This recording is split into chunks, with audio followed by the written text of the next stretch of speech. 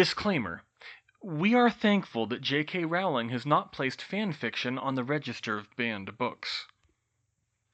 Hermione made sure to get to Hogsmeade early on Saturday, about the same time the carriages would get there from the castle.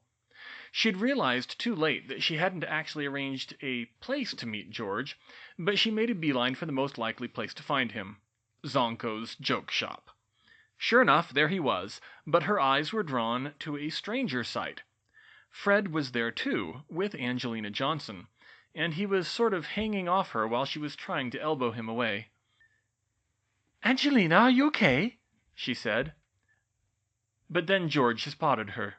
"Hermione, come to me, my darling," he said with a goofy grin. He picked her up, twirled her around, and snogged her long enough to leave a silly grin on her own face. "Well, good morning to you too," she said.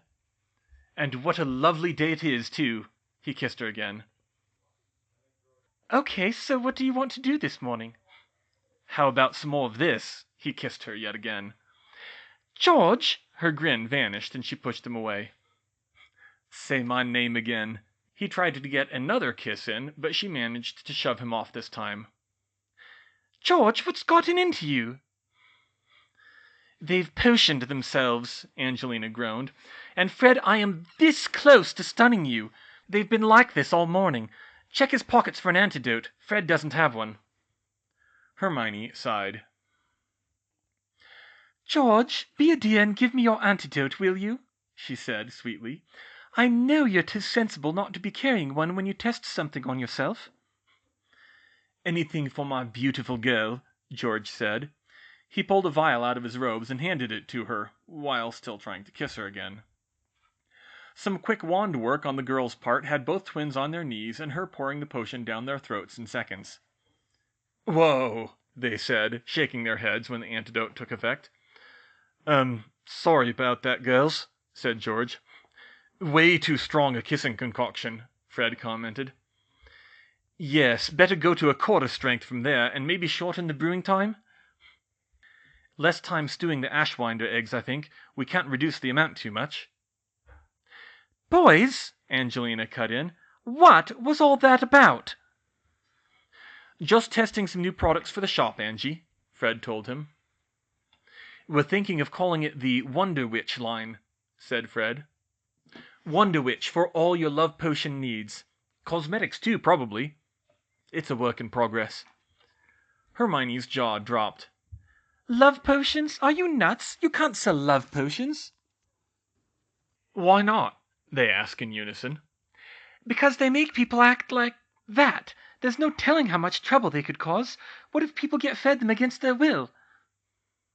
George hesitated. "Well..." Fred finished for him. "That was sort of the idea." "Ow!" Angelina smacked him in the back of the head. "George," she said, "how would you feel if someone fed me a love potion keyed to Draco Malfoy? Or him one keyed to me, for that matter?" George grimaced. That would have to be about the most disgusting thing that he could imagine. It certainly was for her. "In fact, is that even legal?" she pressed. "Well, it's not like we're brewing amortentia," he answered. "That stuff's highly restricted.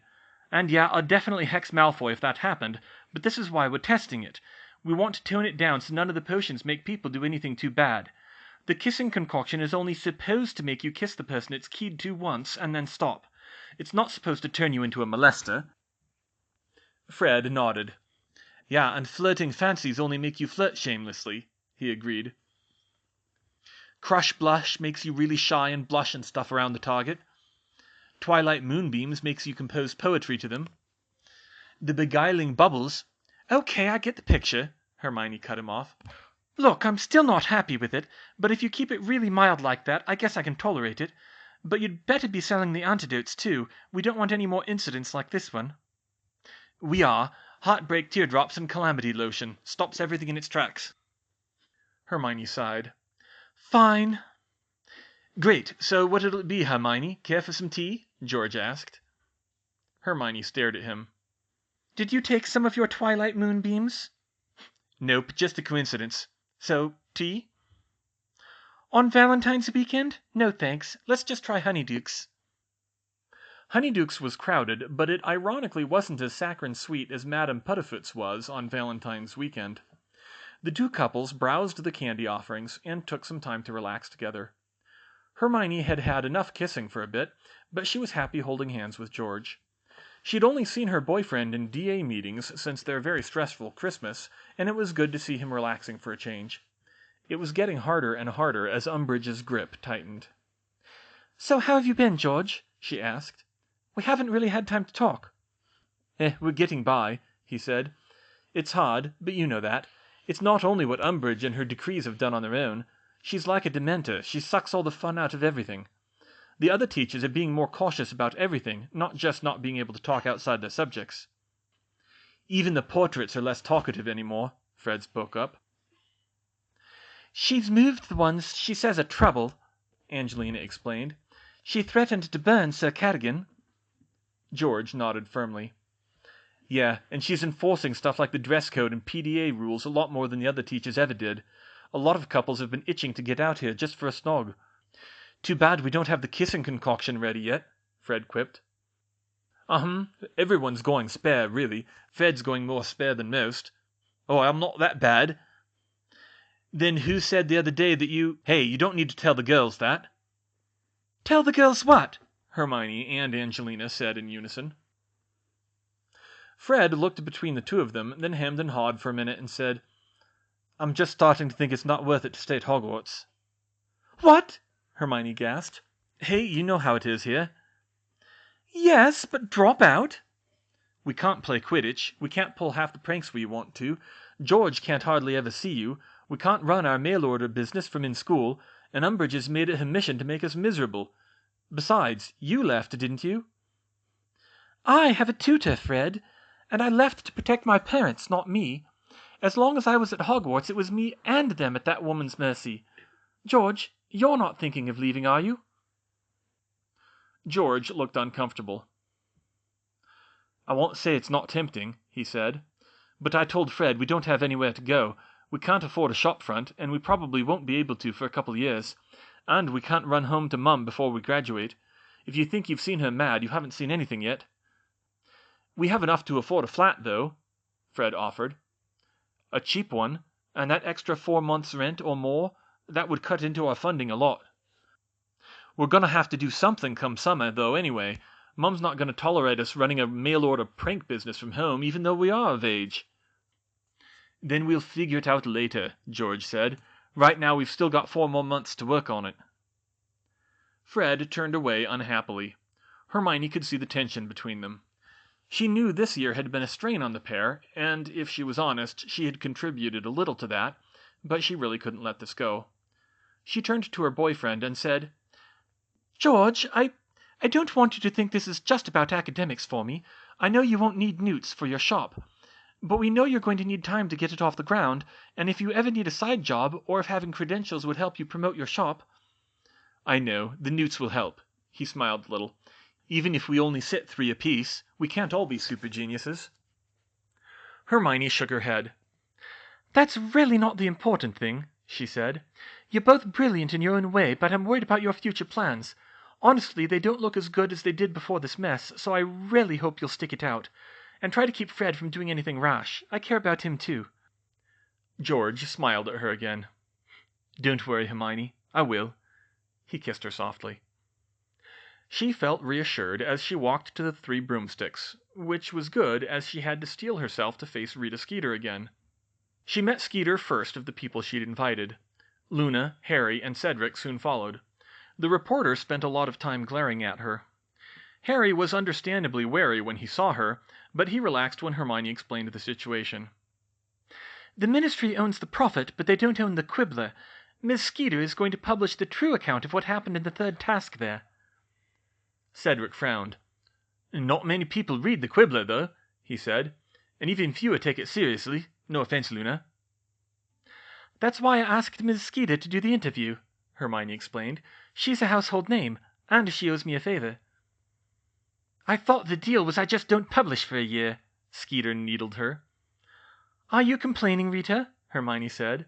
She lowered her voice and added, "I am altering the deal. Pray I don't alter it any further."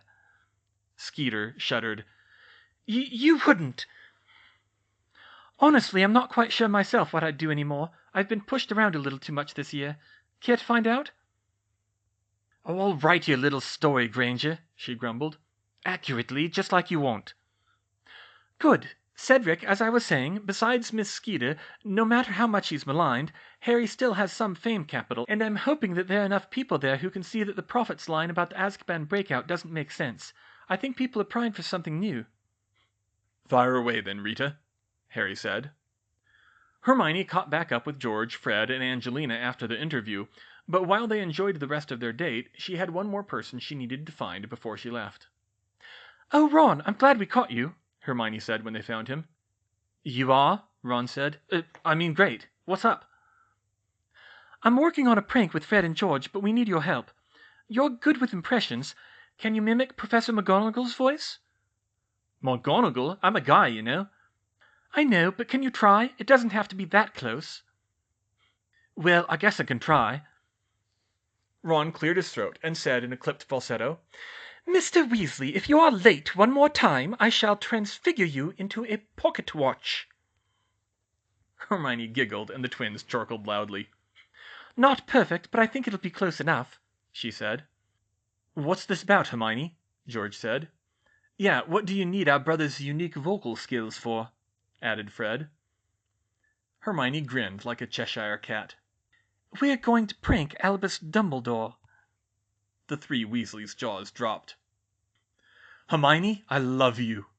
That was Fred, not George, and it resulted in him getting a swift slap in the back of the head from both George and Hermione. The following Saturday morning was the time she had set for the prank, just before her meeting with Septima. George and Fred were eager to try it.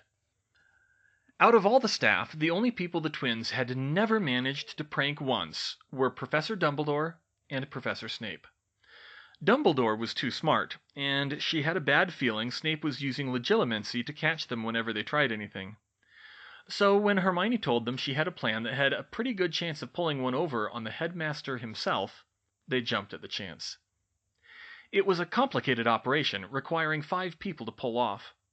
First, Hermione used the function on the Mathemagician's map to trace people's movements to follow Dumbledore around the castle for the entire week, and plan the time and place of the prank. He spent a lot of time in his office, and she didn't know what wards he had in there, so that was no good. His movements weren't very predictable the rest of the time, but he almost always took the same route to and from the Great Hall for mealtimes. Therefore, she chose a fairly isolated corridor on the 7th floor to catch him just after breakfast. Dobby was needed to communicate between them several times throughout the week, and to alert Hermione when the prank was actually put into action. On Saturday morning, Hermione slipped into Hogwarts early and loaned the Mathemagician's map to George to run the prank, then headed for the Owlery while George, Fred, and Ron got into position. Around the corner from where Dumbledore would pass by, they got set up. Fred transfigured a piece of rubbish into a cat that looked exactly like Professor McGonagall's animagus form, and George charmed it to appear ghostly, translucent, and glowing. Ron was practicing the line he needed to say in McGonagall's voice. It didn't need to be perfect, but it needed to be close enough that Dumbledore wouldn't question it in the heat of the moment. He would be speaking into a new invention of the twins, an extendable mouth, which was basically an extendable ear, reversed. As Fred saw Dumbledore approach on the map, they quickly applied the final piece of magic. This was the weak link in the prank. They'd had time to test it, but certainly not time to perfect it. They poured a sample of Hermione's Draught of Peace from her potions lesson onto the cat in the hope that the fumes would influence those who were near it, and George charmed it to radiate a powerful cheering charm. The combined effect ought to replicate the aura of goodness and purity that surrounded a true Patronus. They hoped. The Weasley boys certainly felt the effects. It only had to last about a minute, so they had high hopes it would work. As Dumbledore walked down the corridor to his office, he was surprised to find a familiar-looking Patronus run around the corner. If he noticed anything off about it, he didn't have time to think about it as it spoke to him and said, "Albus, I need you in the Owlery urgently," in what sounded passably like Minerva McGonagall's voice. "I'm on my way, Minerva," he said, and he turned on his heel and hurried off. The Weasley boys stared at each other. Oh my god, Merlin! I can't believe it worked, Fred said. It's official. Hermione is the queen of the pranksters, George agreed. We pranked Dumbledore, Ron said. I can't believe we just pranked Dumbledore. George grinned. I can't wait to see the look on Dumbledore's face when Hermione gets back with those photos. Hermione stood in the owlery where Dobby popped in and said, Miss Hermione, Professor Dumbledore is coming. She smiled. Thank you, Dobby. She activated the pair of binoculars that she had mostly hidden under a pile of feathers and waited for him to arrive. She tried to adopt a confident and superior stance to really get the message across. She was starting to appreciate the value of good showmanship, even in the magical world. Perhaps especially in the magical world. Dumbledore rushed into the owlery, wand out. Minerva, I'm here, he said. What is... Hermione? He spotted her and looked around curiously. Where is Professor McGonagall? Hermione smiled sweetly and said, She isn't here, Professor. Have you seen her? I received her Patronus message. She smiled wider and said, No, you didn't, in a sing-song voice. Dumbledore's face shifted to a look of shock as he realized what had happened. Then you... Constant vigilance, Hermione said, trying to affect a gravelly voice. If I'd had Polyjuice Potion with me, you'd have swallowed every word I said, Professor. Dumbledore regarded her, and reluctantly admitted, I suppose I might have... It would appear that I have been pranked. It has been a long time since anyone has done so successfully. Well, I try, sir. Very impressive, Hermione. I do wonder how it was done, he said. Hermione was about to tell him to figure it out for himself, but he closed his eyes and, she guessed, began going back over the incident in his mind. A transfigured cat, he reasoned, made to look like Professor McGonagall's animagus form, probably created by an older student. Your boyfriend and his twin, I think? Very good, Professor. Who provided the voice? Ron, he's very good at impressions. And to make it look and feel like a true Patronus would have taken some impressive charms work. A cheering charm, I presume? She nodded. And dosed with draught of peace. Very clever, yet only convincing to a novice, he said with concern. I should have noticed something was wrong. That's exactly my point, sir. You said your Patronus method was secure. You believed the message couldn't be faked, so you didn't question it when it was. This seemed to be a revelation to Dumbledore. He was silent for some time, considering her words. It would seem you have a talent for locating the flaws in my logic this year, Hermione, he said at last. Although I would point out that this only applies if the enemy knows about the Patronus messages. True, but still your overconfidence is your weakness. I'm not as paranoid as Alice or Moody, and I spotted the flaw at once. And you believe you have a better idea? He pressed her. She shook her head. I wouldn't say that, sir, but I do have my own methods of communicating with people. I know they're not perfect, but I'm aware of the problems and I try to anticipate them. She was still experimenting with different authentication schemes for her rings, so that they would only work for the person they were keyed to, but she hadn't found a method she really liked yet. I see. I will keep that in mind. Thank you for pointing that out. He smiled then. I dare say some money will be changing hands tonight. Hermione furrowed her brow. Why, Professor? Quite a few of the staff have wagers on whether the Weasley twins would be able to prank me before they graduate. I shall have to give them quite a few points as well. Hermione laughed and picked up her binoculars. Thank you, Professor, she said. Now, if you'll excuse me, I have a class to teach. She left the owlery, leaving Dumbledore in not a little confusion. So, if my maths is right, wrapping multiple identical spells in a single layer of magic is possible, but it would be really unstable, Hermione told Septima. It's like my bouncing disarming jinx in principle, but trying to shoehorn the magical fields into that shape doesn't work very well. Yes, there's a reason nobody really tries that, Septima agreed. That's why I'm hoping your self-similarity relation will improve it. I think it will, but it's not that simple.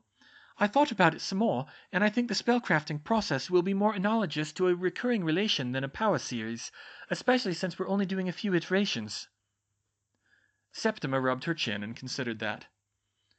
I can see where you're coming from, she agreed, but I was thinking something more along the lines of multiple castings translating to multiple iterations instead of multiple instantiations. That way, if you cast the spell twice, it would produce 3, 4, or more copies instead of just 2.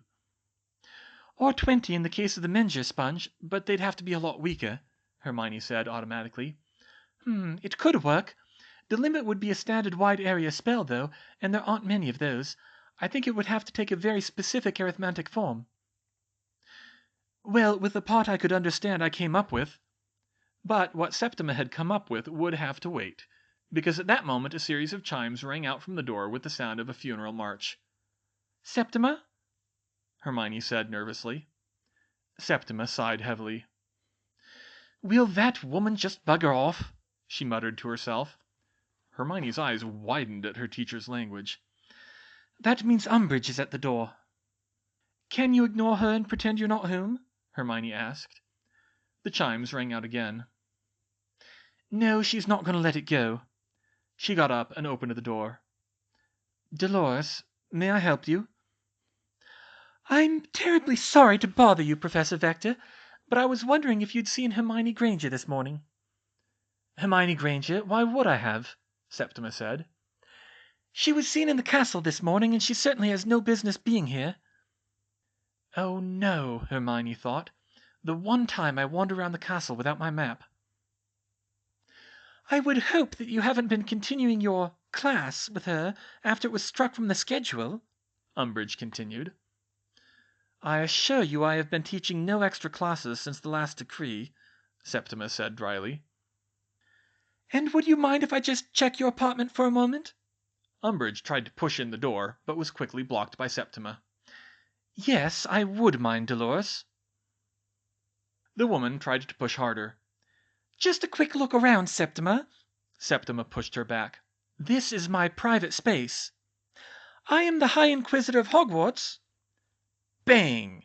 Hermione couldn't quite see what happened, but she suspected Umbridge had cast a spell because Septima staggered back, and the High Inquisitor stumbled into the room. Here we go, Hermione thought resignedly. She sighed and stood up. Nosy as ever, I see, Dolores, Septima said, but Umbridge ignored her. Miss Granger, she exclaimed. I knew it! Professor Umbridge, Hermione said, determinedly holding her head high. What on earth are you doing here? I don't see how that's any business of yours, Professor, as I'm not an enrolled student here. I am the High Inquisitor of Hogwarts, Miss Granger, and your presence here... It's not up to your discretion, Professor. Oh, isn't it, Miss Granger? Umbridge said with an evil grin. A quick flu call can change that. Actually, it can't, ma'am. Excuse me? I checked into the laws, Professor. The castle is not the school, and vice versa. They're separate legal entities. As long as I don't interfere with the operation of the school, the Department of Magical Education has no jurisdiction, only the headmaster. Umbridge glared at her. She knew she had her dead to rights on that one. Well, be that as it may, according to educational decree... Yes, we all know about your decrees, Dolores, Septima cut her off. But I told you truthfully that I was not teaching an unauthorized class. And this is just a social visit, then? Septima raised an eyebrow. And what if it is? Miss Granger may not be under my jurisdiction, but you are, Septima. She grinned wider, and Hermione knew she'd been waiting for years for this moment. Meeting with a student who is enrolled in a different program is a conflict of interest. Show me where it says that anywhere. Give me until Monday morning, and I will. Hermione sighed. She was pretty sure she knew what this would do, but she wasn't about to let Septima take the fall for her. It doesn't matter, Professor, because I'm not here in my capacity as a student. Hermione, Septima whispered. Whatever do you mean, Miss Granger? Umbridge said. If you must know, I was teaching. Teaching? Don't be ridiculous. You don't have a license. Advanced topics in mathematics is not listed as a subject that requires ministry accreditation to teach, Professor. However, it is a valid Muggle Maths class that I am qualified to tutor at the post-secondary level, and as such it is accepted by the Arithmancers Guild as continuing education." Hermione smiled sweetly and added, "You don't think I would have done this without making sure everything was legal, do you?" Umbridge's eye started twitching. "Mark my words, Granger," she said. "Your insolence will bring you to a sticky end soon enough." And she turned and stormed out of the apartment. "And your little dog, too," Hermione said when the door was safely closed. Septima slumped in her chair. "You shouldn't have done that, Hermione," she said. "Better me being kicked out of the castle than you, Septima. I need you here to keep an eye on Harry. Come on, let's organize these notes. I have a feeling I'll have to work on my own for a while. Oh, and before I leave, I have a ring I want to give you." "What?" After that conversation, Hermione had to skip the Quidditch match. Going to that could have been seen as interfering with the school. Her friends had hoped to see her there, but there was nothing she could do. Of course, Harry reflected afterwards, she didn't miss much. Between the lack of the twins and Ron's lack of confidence, their defense was so terrible that they still lost even though Ginny caught the snitch after just 22 minutes. Everything came to a head the following Monday when Harry found a pile of letters appearing in front of him at breakfast. "What's all this?" Ron said. "Yeah, where'd all this come from?" said Ginny. "Hello, Harry." They looked up and saw Luna Lovegood coming over to them. She had Cedric with her, who also had a handful of letters. "You should probably read the article first," Luna said. "The article?" Harry said. "Oh, right, the Quibbler article." "You mean the one Hermione set up?" Ginny said. "Yeah." Harry ripped open a rolled-up parcel in brown paper and unrolled the March edition of The Quibbler.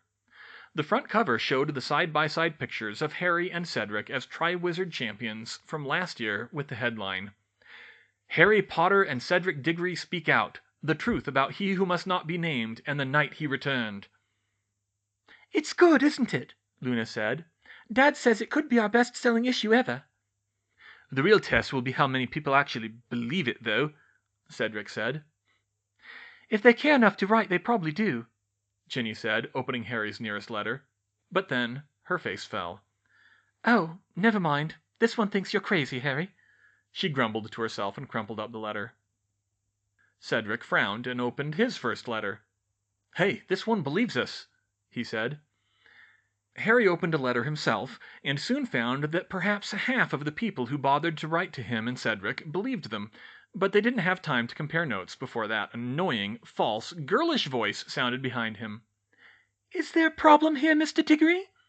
Cedric turned around and forced himself to keep calm as he looked down at Umbridge. "Not at all, Professor," he said. "Then what is all this?" She motioned to the letters. "Fan mail, ma'am." "Fan mail? Why would two students be receiving fan mail?" "Maybe because we won the Triwizard Tournament together, ma'am. Is there a problem?" "I would have thought that any fan mail regarding the tournament you would have received last summer, not suddenly 8 months later," Umbridge said. "This seems awfully suspicious." Then, with a speed they didn't know she possessed, she snatched the letters out of Cedric's hands. "Professor!" he exclaimed. "Suspicious correspondence must be inspected for the student's safety." She flipped through the letters and quickly found the magazine that Cedric had hidden beneath them. She read the cover, and her pale face turned a blotchy purple with anger. "What is this, Mr. Diggory?" she squeaked, a bit higher than normal. Cedric sighed quietly. "If you read the cover, Professor, you would know that it's an interview that Harry and I gave about what happened last June." "And when did you do this?" "During the last Hogsmeade weekend." Umbridge was shaking with rage now. She was so angry she couldn't even speak above a whisper. "There will be no more Hogsmeade visits for you and Mr. Potter, Mr. Diggory. 50 points from each of your houses and a week's detention for each of you, and I will be speaking to the headmaster about your head boy position. I have tried again and again to teach you not to tell lies. I don't understand how you could—" She turned and eyed the table again. "Miss Lovegood!" she snapped. "Yes, Professor?" Luna said. "This is your father's magazine, is it not?" "Yes, ma'am." "Did you have anything to do with this?" Hermione Granger organized the whole thing, Professor. Cedric stepped in front of her, and it was perfectly legal. Umbridge flashed a wicked smile. Sedition is not legal, Mr. Diggory. There was no sedition here, ma'am, Cedric replied. We spoke out against the administration, not the ministry itself. There's no sedition in engaging in the democratic process. She stared at him a moment, looked down at the magazine, and then back at him. I shall be reading this interview carefully to confirm that, then. Professor, do you actually have the authority to punish us for this? Cedric tried. It took place off of school property, and giving an interview to the press isn't against the rules.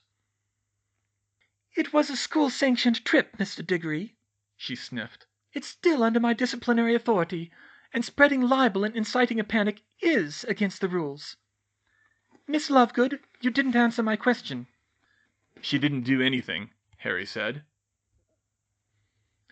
I helped give the interview, Luna spoke up calmly. Luna, no, Ginny hissed.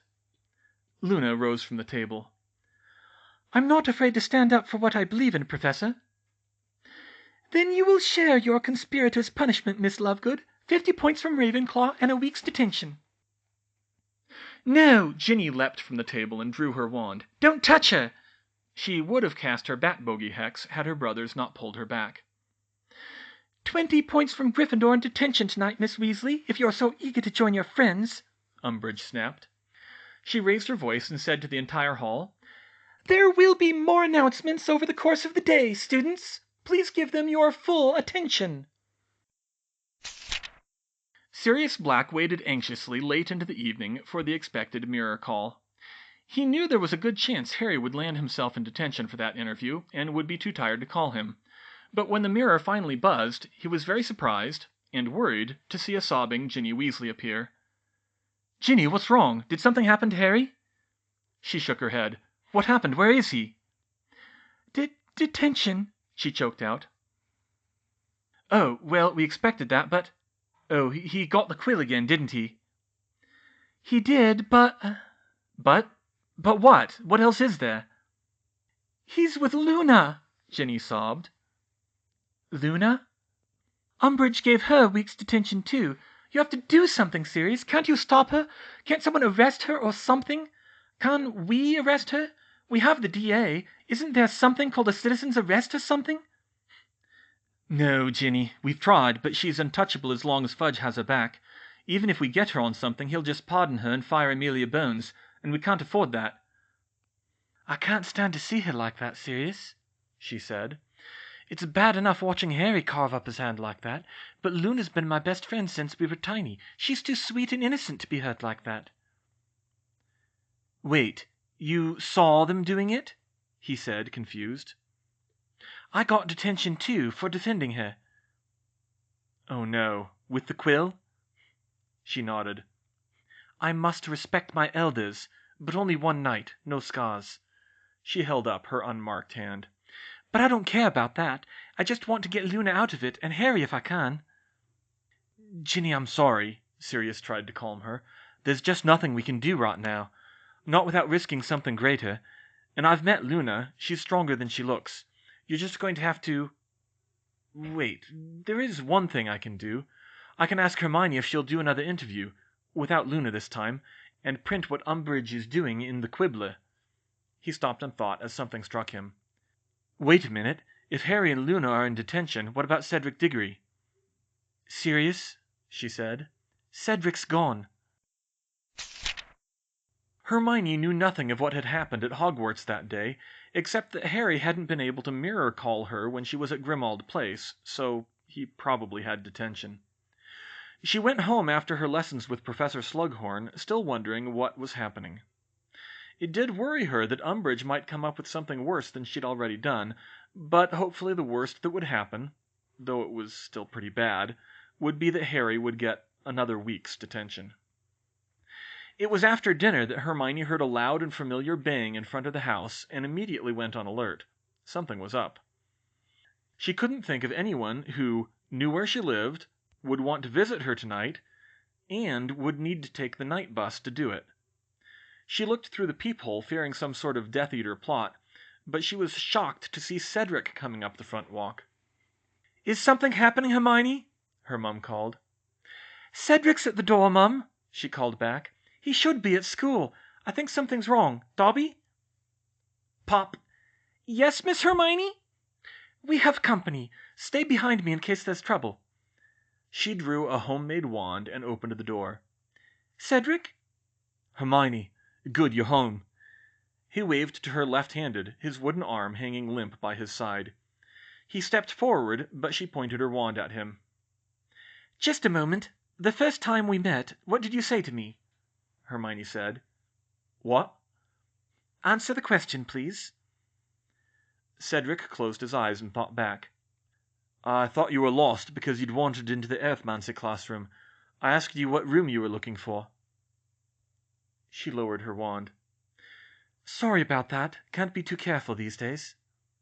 Oh, right, of course. Come on in. I didn't know you knew where I lived. Harry told me. Ah. Cedric entered the house, uneasily looking around at the Muggle dwelling, and was greeted by Hermione's family. He was a little surprised to see a house elf, even though he knew she had hired one. Cedric, you remember my parents, don't you? Hermione asked. Of course. It's good to see you again, Mr. and Mrs. Granger, he said. You too, Cedric, Dan said. But what are you doing here? Shouldn't you be at school? Cedric grimaced. Yeah, about that. I dropped out. All of the Grangers' jaws dropped. What? Hermione said. Aren't you the head boy? Emma asked. I was, but not anymore. It's not my school anymore. Dumbledore may still be headmaster, but Umbridge is the one who's really running the place. Did you know she put up 2 new educational decrees today? No, I expected one, but what are they? Asked Hermione.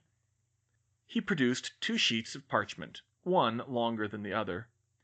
The first one read, By order of the High Inquisitor of Hogwarts, in order to promote the efficient functioning of Hogwarts, teachers may not participate in continuing education programs during the academic year. The above is in accordance with Educational Decree No. 28. Signed by Dolores Jane Umbridge, High Inquisitor. Well, I expected that one, Hermione said. You did? Yes, I was claiming to be teaching a maths class to Septima to get around the last decree, but I had to take the fall for her when Umbridge caught us. Are you in trouble, Hermione? Emma asked. No, I just can't work with her until Umbridge is gone. What was the second decree? Cedric showed them the other parchment. By order of the High Inquisitor of Hogwarts.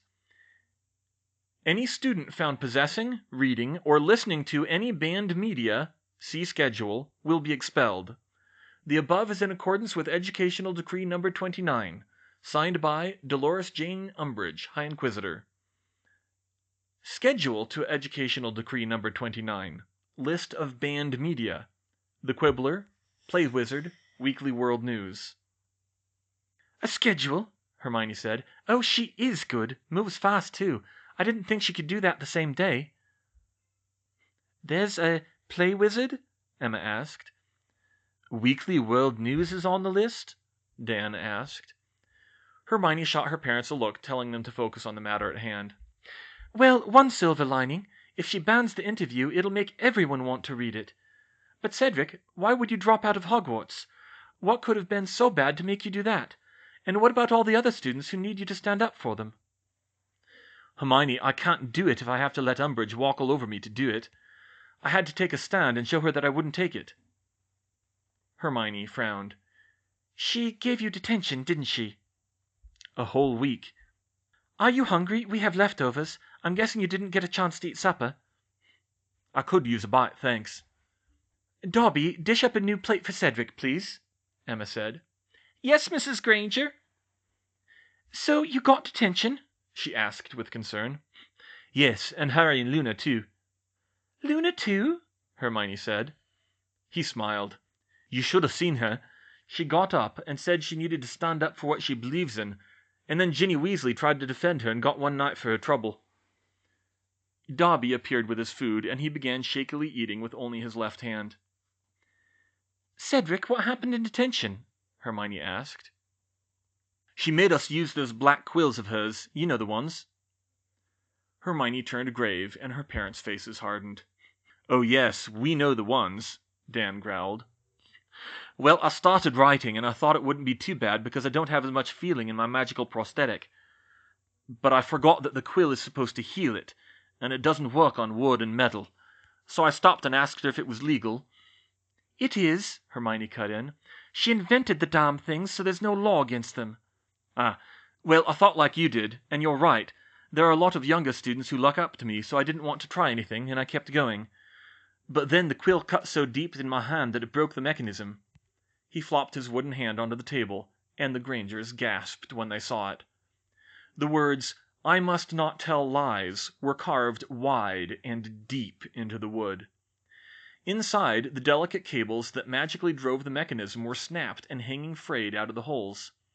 The fingers hung limp and only half attached, as if all the tendons had been cut, which was pretty close to true. "Yeah, pretty nasty, isn't it?" he said. "Any chance you can fix it?"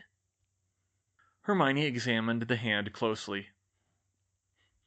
"Not without magic," she said. "Not in a way that would last, anyway. And even with, the workaround I was using, Umbridge has the accidental magic office watching me like a hawk, so I couldn't do it here." "It's fine. I just didn't care to face my parents after this. Anyway, when my hand broke, I couldn't hold the quill anymore. Umbridge told me to write the lines left-handed. I refused. I told her I wasn't going to ruin my one good hand. She told me she could expel me for insubordination. And I snapped. I told her I quit. I'm worried I made the wrong decision now, but at least I'm of age. Maybe I can be of more use outside of Hogwarts than in it, like you. I can do whatever I want and say whatever I want, not having to follow his stupid rules." "If you strike me down, I shall become more powerful than you can possibly imagine," Hermione quoted. "What?" "Never mind. You know who's going to be head boy now?" "I asked Professor Sprout to recommend Roger to Dumbledore for me. That was the best I could do." Hermione nodded grimly. "It's all right, Cedric," she said. "I understand what you did. Heck, I did the same thing months ago, and it's done me a lot of good." "What about your education, though?" Dan asked. "I can get a tutor, Mr. Granger." "Cedric's a pureblood," Hermione explained. "And well off, to be honest. He won't have near the trouble I did." "My dad will rant and rave about it for a while, but he'll do it. But Hermione, I also wanted to warn you." The Grangers grew tense at once. "What about?" Hermione said. "Umbridge is going to try to claim you were committing sedition by organizing that interview. It won't stick, of course. I was careful about what Harry and I said. But she might send Auras to question you. If you have any contacts in the Aura office, you might want to tell them to get in front of it." Hermione swallowed hard. That could get very bad, very fast. She hadn't thought about a sedition charge. That would be ludicrous even for Umbridge, but maybe... "I will," she said, already mentally composing letters for Dobby to deliver to Grimmauld Place for the first Auror who dropped by, and one to Susan Bones offering for Dobby to relay a message to her aunt. And she should probably write to George and Fred, urging them not to follow Cedric's example. It was a totally different situation. But then, there was also the risk of Dementors, she realized for the first time. She still had a bad feeling someone in the Ministry had sent the Dementors after Harry, and she'd just gone and painted a larger target on her back. She resolved to write another letter to Dumbledore to ask if he could do anything about that. "I'll have a question, too, though," Cedric asked. "Huh? Oh, what is it?" she snapped out of her thoughts. "How have you been sneaking into the DA meetings?" Hermione grinned. "Meet me at Honeyduke's a half hour before the next scheduled meeting. I'll get you in. Oh, and since you're out of school now and working on your own, I think maybe I should give you a ring." "What?" She was having too much fun with that. "Rookwood, I am heartened to see you have fully recovered from Azkaban," Voldemort said. "And caught up on recent events, of course." "I am eager to serve you, Master," Rookwood said. "Good, for I need your expertise about your former department." "Of course, Master." "I informed you that before my unfortunate defeat, a prophecy had been made concerning me and Harry Potter. I seek to retrieve this prophecy to avoid another disastrous mistake such as that one." "That will be difficult, Master," Rookwood said nervously.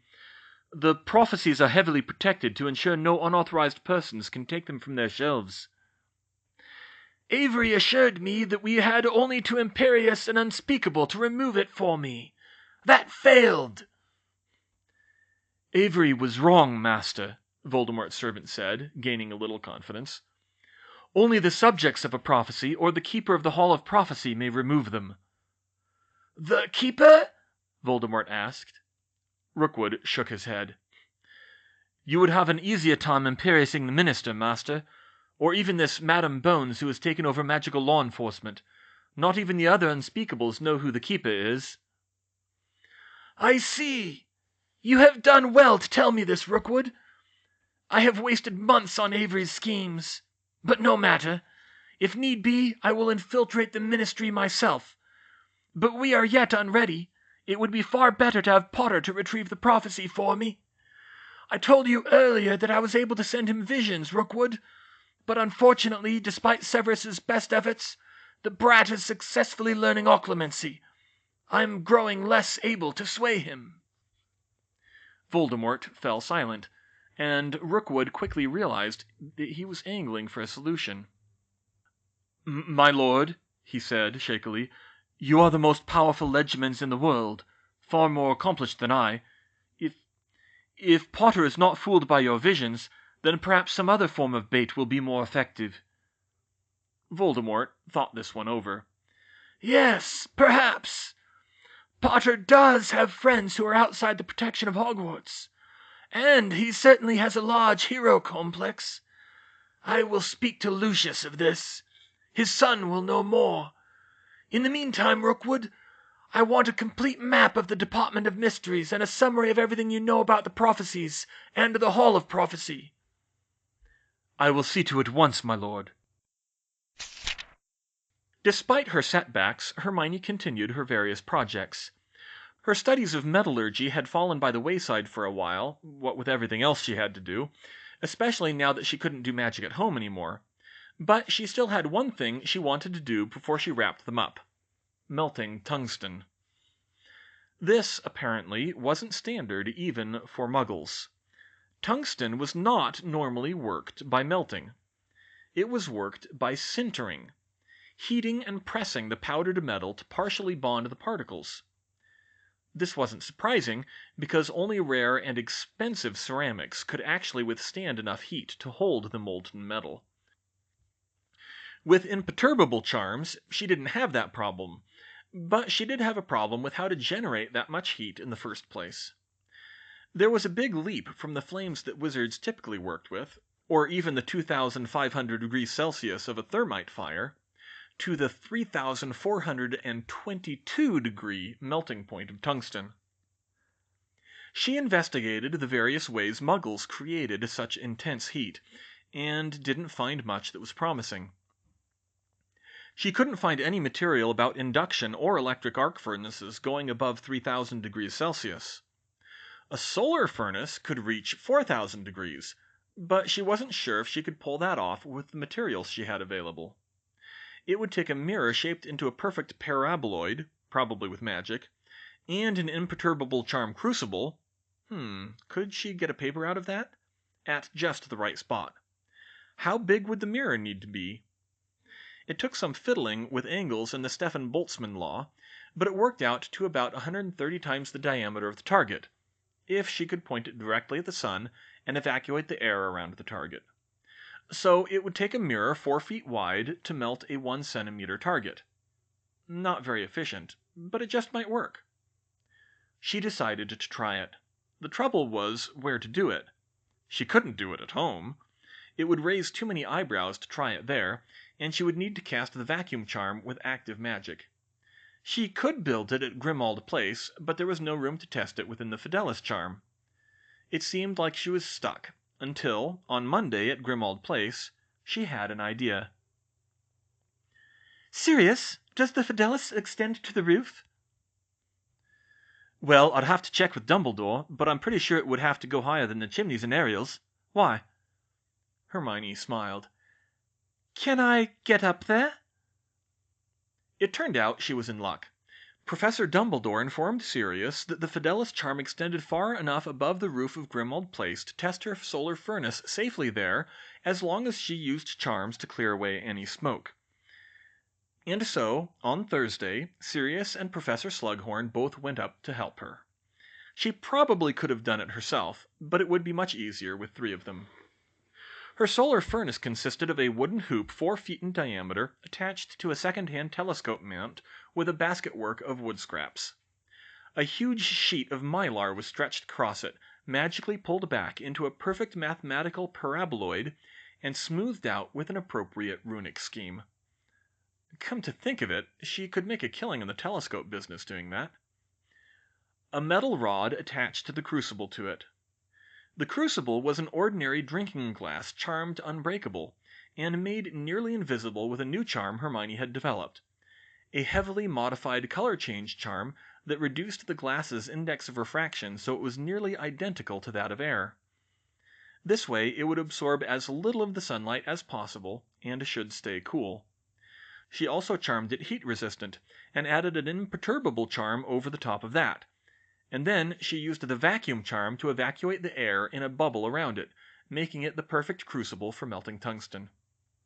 "And how hot did you say this would get again, Miss Granger?" Professor Slughorn asked.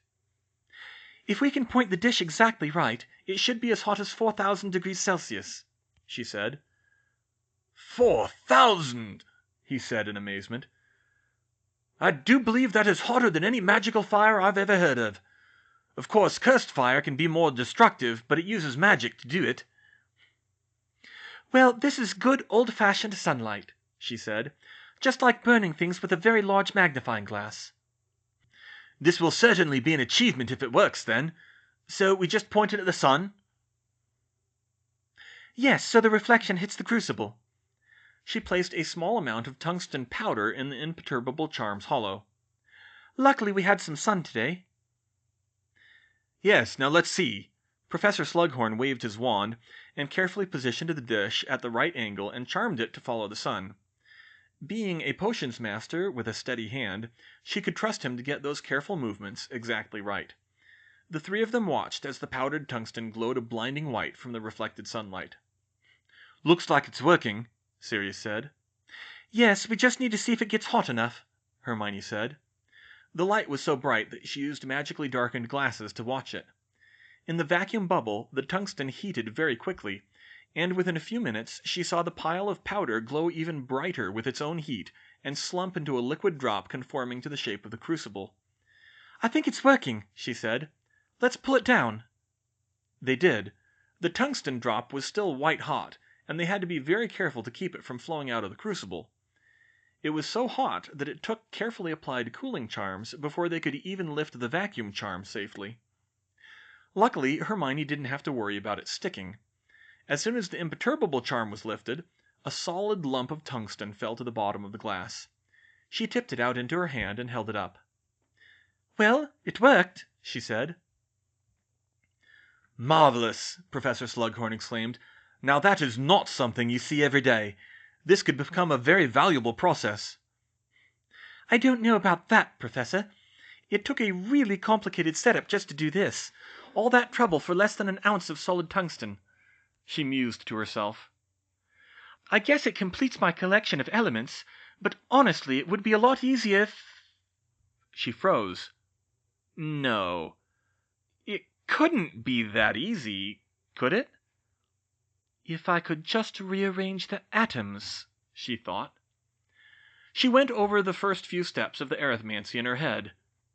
Merlin's beard! It was! "I'm such an idiot!" she groaned.